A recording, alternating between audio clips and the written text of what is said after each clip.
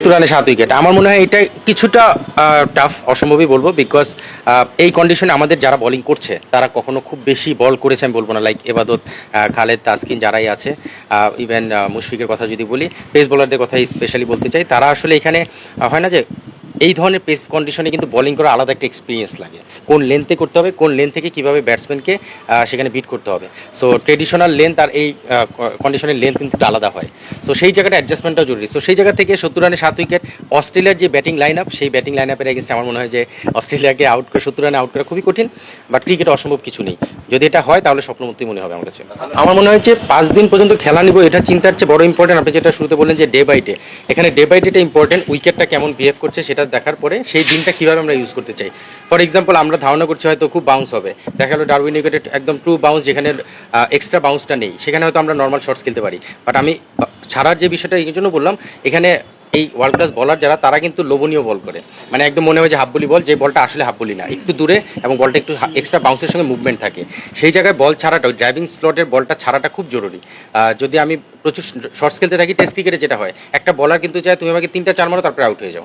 তো সেই জায়গায় যদি বলার ওই লোভনীয় বলটা করে, আমরা ব্যাটসম্যানরা যদি সেই লোভটা সামলাতে না পারি, তাহলে কিন্তু 1-2-4 মেরে শর্টস খেলে আউট হয়ে যাওয়ার ভয়টা ঘটনা করতে পারে। সেই জায়গা থেকে আমাদেরকে রান করার ব্যাপারে কনসার্ন থাকতে হবে যে আমি কোন জোন দিয়ে কোন শট দিয়ে রান করতে চাই। মানে অ্যাটাকিং খেলা, বা আমরা যদি এখনকার ক্রিকেটের সঙ্গে দেখি দিনে 300+ রান করা, এই ক্রিকেট কিন্তু চলে এসেছে। তো সেই জায়গাটা কোন বলে কীভাবে রান করবো বা কোন জোনটা আমি রান করতে চাই, ব্যাটসম্যানদের এটা চিন্তা করা খুব জরুরি। সেই জায়গা থেকে আমার মনে হয় যে ব্যাটসম্যানরা নিশ্চিতভাবে প্ল্যান করছে এবং উইকেটের অবস্থা বুঝে এবং বলারের স্ট্রেংথ বুঝে সেই জায়গাটার সঙ্গে ম্যাচ আপ করেই আগানো উচিত। একদম ডেট যেটা ক্রিকেট আমরা একসময় খেলতাম যে সারাদিন খেলবো 200 রান করবো, ব্যাপারটা কিন্তু সেরকম নেই। তবে এখানে স্কোরিং বলটা পিক করাটা খুব জরুরি এবং স্কোরিং শটগুলো 1-2টা শটের মধ্যে থাকা খুব জরুরি। মানে অনেকগুলো শট যদি আমরা মিক্স আপ করে খেলতে চাই, তখনই হয়তো রানটা বড় করার ক্ষেত্রে আমরা পিছিয়ে যেতে পারি এবং আউট হওয়ার ভয়টা চলে আসতে পারে। তো সেই ক্ষেত্রে আমার মনে হয় যে এই জায়গাটায় ব্যাটসম্যানরা যদি একটু কনসার্ন থাকে, তাহলে আমাদের বড় রান করা সম্ভব। বিষয়টা হচ্ছে, আমরা যখন টেস্ট খেলতে যাচ্ছি, টেস্টের প্যাটার্নটা আমাদের ক্যাচ করতে হবে, তাহলে তো আমি বড় টেস্ট প্লেয়ার হবো। এটা করার মতো অ্যাবিলিটি তাদের আছে, বিকজ তারা প্রমাণ করেছে, তারা বিসিএল বা এনসিএল যেখানেই খেলেছে তারা কিন্তু পারফর্ম করেছে। ইভেন সৌম্য যখন লাস্ট এনসিএল খেলেছে তখনও কিন্তু পারফর্ম করেছে। সো লম্বা ইনিংসটা কীভাবে খেলতে হয় সেটা কিন্তু সে জানে। এখন হলো ওই কন্ডিশনের সঙ্গে নিজেকে অ্যাডজাস্ট করা, ওই বলারের সঙ্গে এবং সেই উইকেটের সঙ্গে নিজেকে অ্যাডজাস্ট করা।